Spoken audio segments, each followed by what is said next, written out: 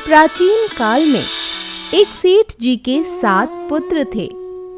सातों के विवाह हो चुके थे। सबसे छोटे पुत्र की पत्नी श्रेष्ठ चरित्र की विदुषी और सुशील थी, परंतु उसके भाई नहीं था। एक दिन बड़ी बहू ने घर लीपने को पीली मिट्टी लाने के लिए सभी बहुओं को साथ चलने को कहा, तो सभी डलिया और खुरपी लेकर मिट्टी खोदने लगीं। तभी वहां एक सर्प निकला, जिसे बड़ी बहू खुरपी से मारने लगी। यह देखकर छोटी बहू ने उसे रोकते हुए कहा, मत मारो इसे, यह बेचारा निरपराध है। यह सुनकर बड़ी बहू ने उसे नहीं मारा। तब सर्प एक ओर जा बैठा। तब छोटी बहू ने उससे कहा, हम अभी लौट कर आती हैं, तुम यहाँ से जाना मत। यह कहकर वह सबके साथ मिट्टी लेकर घर चली गई और वहां कामकाज में फंसकर सर्प से जो वादा किया था उसे भूल गई। उसे दूसरे दिन वह बात याद आई तो सबको साथ लेकर वहां पहुंची और सर्प को उस स्थान पर बैठा देखकर बोली, सर्प भैया नमस्कार। सर्प ने कहा, तू भैया कह चुकी है, इसलिए तुझे छोड़ देता हूँ, नहीं तो झूठी बात कहने के कारण तुझे अभी डस लेता। वह बोली, भैया मुझसे भूल हो गई, उसकी क्षमा मांगती हूँ। तब सर्प बोला, अच्छा, तू आज से मेरी बहन हुई और मैं तेरा भाई हुआ, तुझे जो मांगना हो मांग ले। वह बोली, भैया मेरा कोई नहीं है, अच्छा हुआ जो तू मेरा भाई बन गया। कुछ दिन व्यतीत होने पर वह सर्प मनुष्य का रूप रखकर उसके घर आया और बोला कि मेरी बहन को भेज दो। सबने कहा कि इसके तो कोई भाई नहीं था। तो वह बोला, मैं दूर के रिश्ते से इसका भाई हूँ, बचपन में ही बाहर चला गया था। उसके विश्वास दिलाने पर घर के लोगों ने छोटी को उसके साथ भेज दिया। उसने मार्ग में बताया कि मैं वही सर्प हूँ, इसलिए तू डरना नहीं और जहाँ चलने में कठिनाई हो वहाँ मेरी पूंछ पकड़ लेना। उसने कहे अनुसार ही किया और इस प्रकार वह उसके घर पहुँच गई। वहाँ के धन ऐश्वर्य को देखकर वह चकित हो गई। एक दिन सर्प की माता ने उससे कहा, मैं एक काम से बाहर जा रही हूँ, तू अपने भाई को ठंडा दूध पिला देना। उसे यह बात ध्यान न रही और उसने गरम दूध पिला दिया, जिसमें उसका मुख बेतरह जल गया।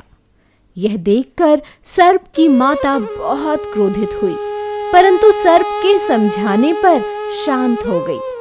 तब सर्प ने कहा कि बहन को अब उसके घर भेज देना चाहिए।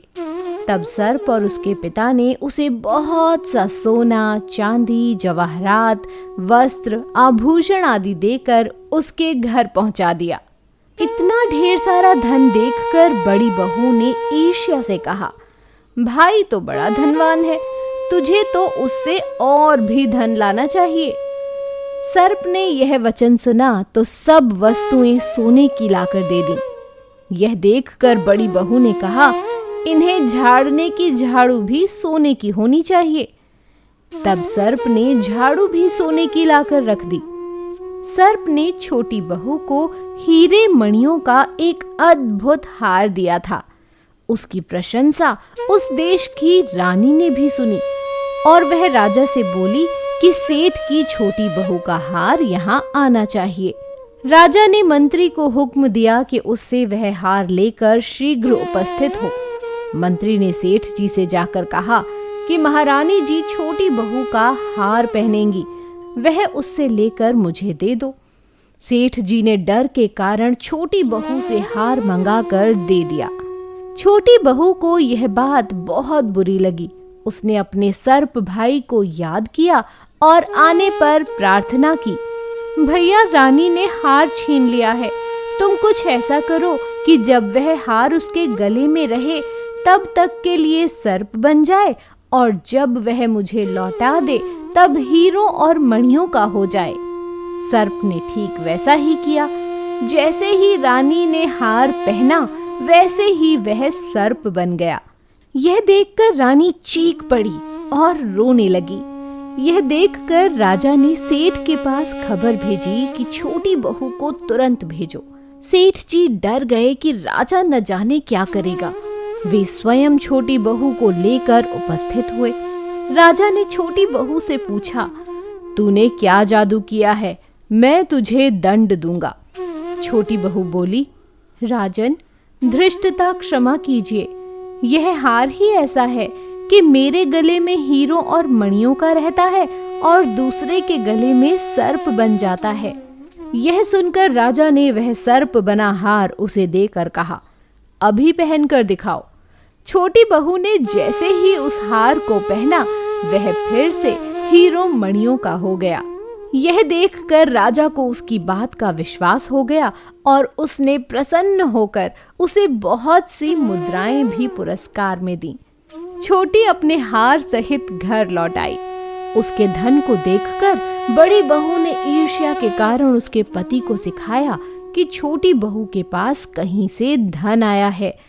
यह सुनकर उसके पति ने अपनी पत्नी को बुलाकर कहा, ठीक ठीक बता कि यह धन तुझे कौन देता है।